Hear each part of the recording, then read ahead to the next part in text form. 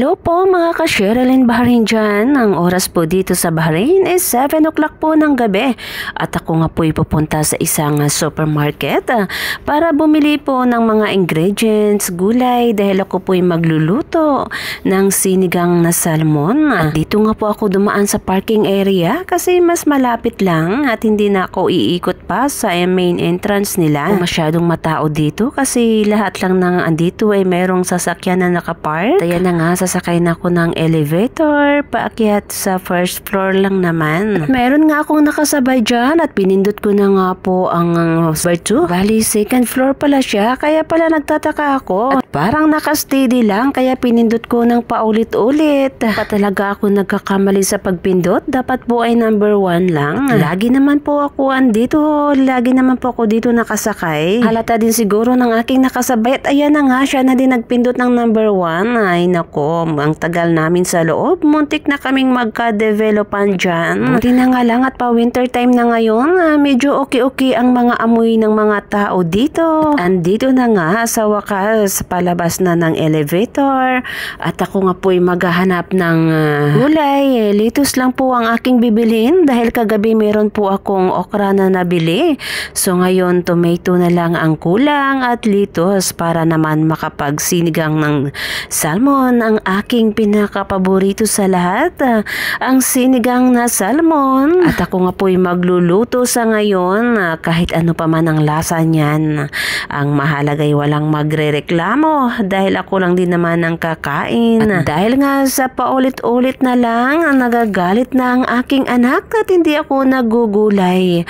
Sa tuwing tawag ay walang gulay ang aking plato. Ngayon naman, kakain na ako ngayon ng litos at okra. Nakaraming mga display dito ng mga gulay at mga prutas.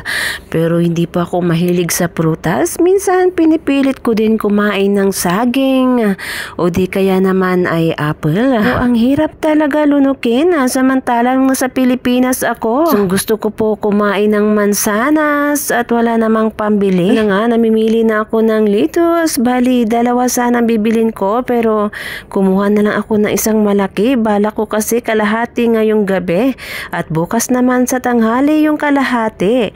Dahil bumili ako ng 2 ulo ng salmon. So lulutuin ko ngayon yung isa at bukas naman yung isa. Yung litos nga pala dito na nabili ko, bali 66 pesos pag nasa Pilipinas. Pumunta nga ako dito sa stand ng kamatis. Bali ang bibilhin ko lang ay 2 piraso lang. Para ngayong gabi at parang bukas kasi nga madaling masira. At bihira lang ako magluto kapag full moon lang talaga. Bali ang presyo po ng 2 kamatis is 23 pesos at andito naman ako ngayon sa sili. Kukuha din po ako ng bali 4 na piraso.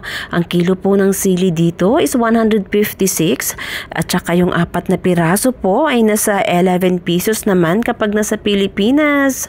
At dinala ko nga dito sa kiluhan para malagyan ng presyo para naman mabayaran na sa counter. Yung kasamahan ko kilo-kilo bumili ng kamatis, bawang at luya. Kapag napasok dito tag-1, 2 lang talaga dahil masisira lang siya. Kukuha nga ako dito ng sinigang mix kaya napunta ako dito sa Philippine Products. Nakita ko nga dito kaya yung kinuha ko na lang ay yung sinigang na panghipon dahil walang yung miso yata, wala naman. Kaya ito na lang. Presyo po ng sinigang dito ay bali 63 pesos po isang balot. Dinar kasi ang ibabayad mo ay parang wala lang, ang liit lang ng halaga. Sasabi mong mura na siya. Pero pag kinonvert mo naman sa piso, doon mo lang malalaman masakit naman sa presyo. Ay, hindi ko na talaga kinocompute at hindi ko na talaga kinakonvert sa piso pa. Sa ngayon, ika-convert ko muna para naman inyong maintindihan kung magkano nga ba sa piso. Kung ay dumaan muna dito sa chips, check muna ako kung dito pa ba ang nagustuhan ko at wala nga dito. Mga naiwan ay mga angang na lang. Ito po sana yung gusto ko. So ito na lang ang kinuha ko kasi wala yung gusto ko dyan. Lang nasa Pilipinas lang ay. Presyo po ng isang chips dyan ay nasa 54 pesos naman. At ito na nga, pupunta na ako sa aking paborito pero bihira lang din po ako nainom niyan. Minsanan lang talaga. Sa nagkakaedad na din, bali 2 can po ang kinuha ko dyan na nasa 86 pesos naman. Maglit nga po ako dito para makabili lang ng kahit isang chocolate. At ito na nga, 2 Toblerone ang kinuha ko. Bali na sa 122 pesos naman ang 2 piraso at magbabayad na ako sa counter. Lang sana at tomato ang aking plano dyan, pero dahil sa andito na rin ako, kaya ito kumuha na lang din pati ng cola. Ito lang ang aking nakuha. Titingnan natin kung magkano nga ba ito sa dinar at magkano po sa piso. At ayan na nga, andito na ako sa counter ngayon. Hintaantay ko na ang total. Kung magkano nga ba lahat at ito na ang presyo na ating babayaran sa counter. Ang total po, 2 dinar 717 fils. Parang wala lang po yan dito pag nasa dinar. Pag nasa Pilipinas po is nasa 424 din naman. Napakabigat din pala. Pag nasa BD kasi, pag nasa dinar ay parang okay lang yan. Dito na naman ako dadaan sa elevator. Dito na naman sa parking area. Akala naman nila ay meron akong car na nakapark. So ito lang talaga yung madalian at mabilisang daan. Kisa umikot pa doon sa main door. At excited na nga ako umuwi dyan dahil gusto ko na magluto. Na-miss ko na talaga ang sinigang na salmon. Dahil matagal na pa akong hindi nakakain ng sinigang na salmon.